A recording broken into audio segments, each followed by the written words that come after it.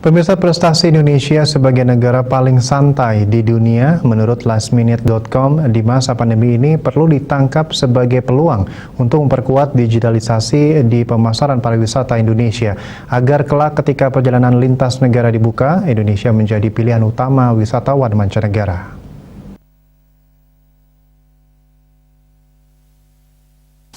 Dewa Gede Satria, dosen hotel dan tourism bisnis, menjelaskan rintisan digitalisasi pariwisata dilakukan semasa kepemimpinan Menteri Pariwisata Arief Yahya. Teknologi digital pada pariwisata digunakan untuk memudahkan wilayah wisatawan dalam melakukan seamless customer experience dalam mencari, lux, memesan, book, dan membayar pay layanan pariwisata. Dengan itu muncul tren sharing ekonomi di sektor pariwisata. Hal itu tentu sangat penting untuk pariwisata Indonesia yang tumbuh 22%. Pertumbuhan wisatawan 3 kali lebih tinggi dari pasar regional dan global.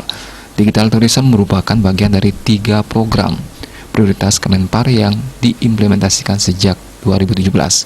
Bersama 2 program lainnya yaitu homestay, pondok wisata, dan konektivitas udara. Program digital tourism beberapa tahun lalu dimulai meluncurkan ITX, Indonesia Tourism Exchange, yang merupakan digital marketplace platform dalam ekosistem pariwisata atau pasar digital yang mempertemukan buyer dan seller. Semua travel agent, akomodasi, dan atraksi dikumpulkan untuk dapat bertransaksi. Promosi juga dilakukan secara digital yang mempunyai pengaruh kuat, memiliki jangkauan luas, serta cepat dapat direalisasikan dengan anggaran yang relatif murah. Platform digital tourism hub perlu dibangun untuk mengintegrasikan seluruh ekosistem stakeholder kepariwisataan Indonesia. Hal-hal yang perlu dilakukan adalah penyediaan data dan informasi, pendampingan dan pengembangan sumber daya Indonesia, penyediaan sarana dan prasarana pendukung telekomunikasi, serta pemanfaatan akses informasi oleh masyarakat di kawasan destinasi pariwisata.